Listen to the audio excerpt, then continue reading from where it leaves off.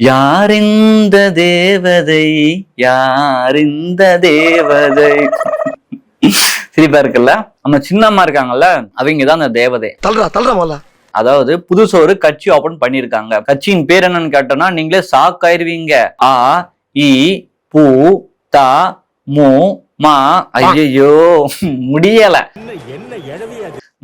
என்னங்க பேரு இது? என்ன பேரு? அதாவது அனைத்திந்திய புரட்சி தலைவர் மக்கள் முன்னேற்ற கழகம். என்ன கழகமோ தெரியல.